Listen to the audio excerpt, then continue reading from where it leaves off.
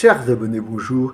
Titre de cette minute, la pensée comme un arbre. Hier, nous avons vu comment une pensée qui s'enferme sur elle-même peut devenir un intégrisme intolérant. Aujourd'hui, intéressons-nous à une pensée qui, au niveau de son développement, peut être considérée comme un arbre en croissance. Il faut d'abord se souvenir que les successeurs des grands penseurs les ont souvent enfermés dans une idéologie qu'ils en ont tirée comme si ces têtes pensantes n'avaient pas évolué tout au long de leur vie. C'est le cas de tous les penseurs, de Platon à Sartre. On leur a collé une étiquette et on les a enfermés dans la boîte portant cette étiquette. Force est de constater, par exemple, que le Marx de la maturité n'a plus rien à voir avec le Marx du manuscrit de 1848, ni même celui du Capital.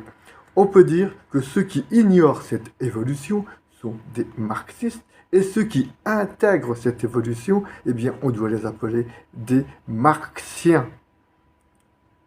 Cette vision de la pensée comme un arbre est intéressante si on l'applique aux grands textes spirituels, principalement à ceux du bouddhisme et du christianisme. Ces deux pensées ont d'ailleurs un noyau commun inaltérable que l'on pourrait appeler la compassion ou la miséricorde. Attardons-nous tout spécialement sur la pensée du christianisme. Le nom chrétien est cité pour la première fois dans la ville d'Antioche au milieu du 1er siècle. Ce nom désignait les personnes ayant choisi de suivre Jésus Christ, et Christos a donné l'adjectif chrétien. Avant que naisse tout dogme, le chrétien se reconnaissait à deux choses: la fraction du pain en mémoire du Christ, le jour qu'on a appelé le jour du Seigneur. Ce fut le samedi, puis le dimanche comme actuellement, et parce que cette personne dite chrétienne priait selon les paroles que Jésus leur avait laissées, ce qu'on appelle la prière du Notre Père. Les sources premières de cette pensée sont donc la Bible, qui en est la graine, spécialement le livre de la Nouvelle Alliance ou Nouveau Testament, et la vie de Jésus, qui est la parole de Dieu et qui en constitue les racines vivantes. Il n'y avait plus à interpréter la parole de Dieu comme dans l'Ancien Testament, puisque Jésus vivait au quotidien ce qu'il annonçait et proclamait. Par la suite de ces racines est né le tronc qu'on a appelé l'Église chrétienne. Certains ont voulu y greffer des branches idéologiques non compatibles avec le tronc et les racines spirituelles.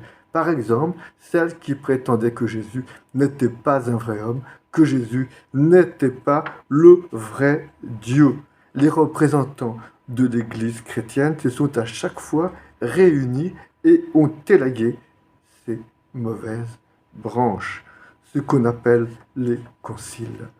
Cet arbre qu'est la pensée chrétienne, plutôt que la doctrine, cet arbre a connu des greffons de branches déviantes plus insidieuses que les hérésies ariennes que nous venons de citer, ou cathares, qui mettaient le mal dans tout ce qui est corporel. Je citerai par exemple le dolorisme, courant de pensée ayant contaminé la pensée chrétienne durablement en faisant l'éloge de la mortification et de la douleur recherchée pour elle-même.